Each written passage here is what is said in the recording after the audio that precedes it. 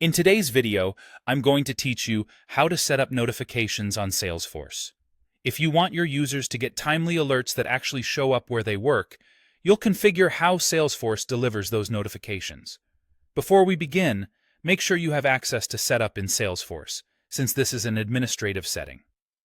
Also, be aware that you'll be working with custom notification types, which are the labels and categories that alerts use when they're sent from flows, processes, or other automations.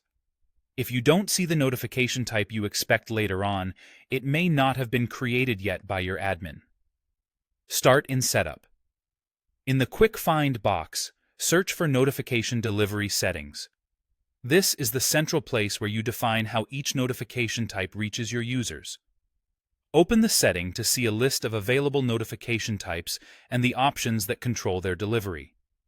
Next, choose the custom notification type you want to configure. Selecting the right type is important because each one can have different delivery preferences. For example, you might want urgent case escalations to appear everywhere, while lower priority alerts only show on desktop. Now decide where the notification should be delivered. You can enable delivery to the Salesforce mobile app, to desktop, or both. Turning on mobile means notifications can appear as push alerts on phones and tablets, which is great for on-the-go teams.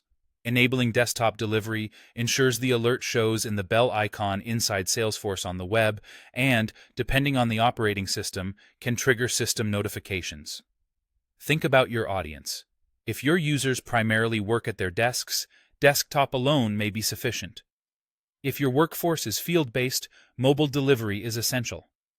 Then, configure how unread counts and badges should behave. Unread counts are the numbers you see next to the bell icon or on the app icon, indicating how many notifications haven't been opened. Badges help draw attention to new items without overwhelming users. If you want to keep visibility high for critical alerts, enable badge counts so they persist until someone views the notification. If the goal is to reduce noise, you might opt for subtler behavior that doesn't inflate counts for lower priority types. Choose the options that balance urgency with user experience.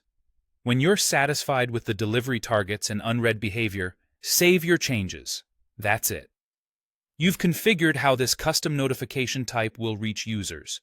Remember, you can revisit notification delivery settings anytime to fine-tune your choices as your team's needs evolve.